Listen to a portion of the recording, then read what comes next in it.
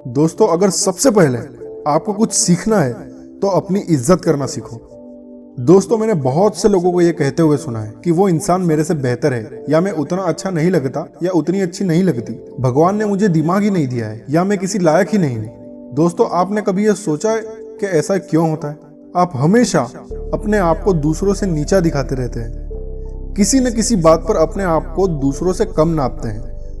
हर इंसान किसी चीज में बेहतर तो किसी चीज में कम बेहतर होता है, और ऐसा हर किसी के साथ होता है। कई लोग पढ़ाई में अच्छे होते हैं, तो कई लोग ड्राइविंग में, तो कई लोग फोटोज क्लिक करने में माहिर होते हैं, तो कई लोग गाड़ियों को ठीक करने में। लेकिन टैलेंट सब में होता है, और इसी टैलेंट को हमें अपने अंदर खोजना है। दोस्तों, अपने अंदर छुपे टैलेंट को खोजने के लिए सबसे पहले अपने आप को दूसरों से कंपेयर करना बंद कर दो।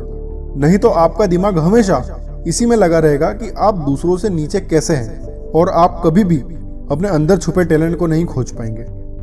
हर इंसान स्पेशल होता है, ऐसे ही आप हैं, और हर इंसान के अंदर लाखों टैलेंट छुपे होते हैं, जिसे बस शांत बैठकर खोजने या निखारने की जरूरत होती है। दोस्तों, जैसे मैं मोटिवेशनल वीडियोस बनाने में माहिर हूँ, लेकिन जब मेरी कार खराब होती है तो उसे मैं ठीक नहीं कर सकता। इसीलिए मुझे अपनी कार को रिपेयर कराने के लिए मैकेनिक की जरूरत होती है। जब मुझे अपने घर में कोई फर्नीचर ठीक कराना होता है, तो भले ही मैं वीडियोस बनाने में कितना भी अच्छा हूँ, फिर भी मुझे कार पेंटर को बुलाना ही पड़ता है। भले ही मैं अच्छा कमाता हूँ, फिर भी हर दूसरे काम के लिए मुझे दूसरों पर निर्भर होना पड़ता है। लेकिन क्यों? दोस्तों, वो इसीलिए क्योंकि जो टैलेंट उनके अंदर है वो मेरे अंदर नहीं है। इसीलिए मैं वो काम नहीं कर सकता जो वो कर सकते हैं, और जो टैलेंट मेरे अंदर है वो उनके अंदर नहीं है। इसीलिए वो अपने काम तो कर सकते हैं, लेकिन वो काम नहीं कर सकते जो मैं बेहतर कर सकता हूँ। ऐसे ही हमें अपने आप को दूसरों से कंपेयर करने से पहले ये देख लेना चाहिए क्योंकि हम उनसे अलग हैं। आप जैसे हो वैसे ही अच्छे हो, इस बात को अपने मन में बैठा लेना। और आप अपने आप को और बेहतर कैसे कर सकते हैं, इसके लिए अपने दिमाग को खर्च करो, ना कि फिजूल की बातों में। वो मुझे इज्जत क्यों नहीं देता, वो मुझसे अच्छे से बात क्यों नहीं करता।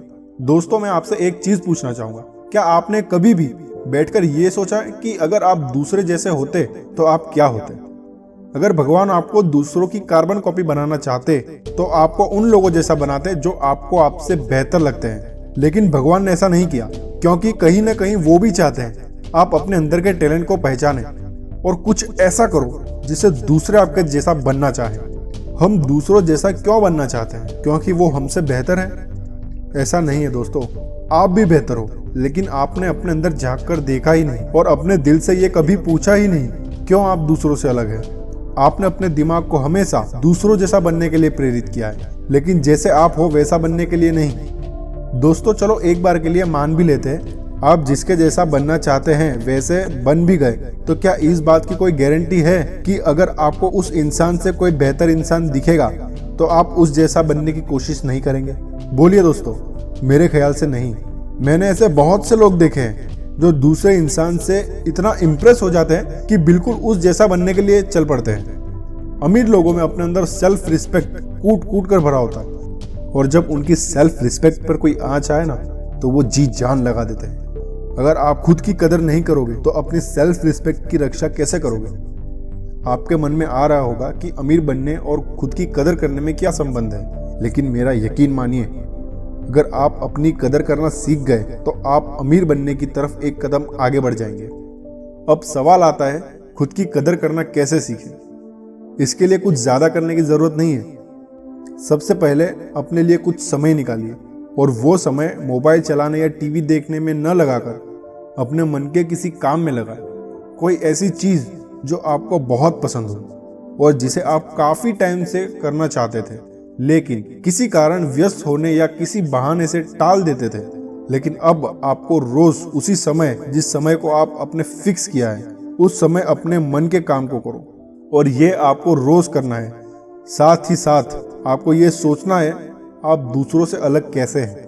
एक कागज पर या एक डायरी में या मोबाइल नोटपैड में रोज की तारीख डालें और उसके सामने लिखो आज आपने क्या क्या किया और आपको कैसा लगा, अच्छा या बुरा। साथ में आप ये भी लिख सकते हैं कि आपने क्या सीखा और आप दूसरों से अलग क्यों हैं। ये एक छोटा सा टास्क है जो आपको रोज करना है, कम से कम 15 दिनों तक। मैं तो चाहता हूं कि आप हमेशा करें, लेकिन कम से कम 15 दिनों तक तो हर हाल में करना है।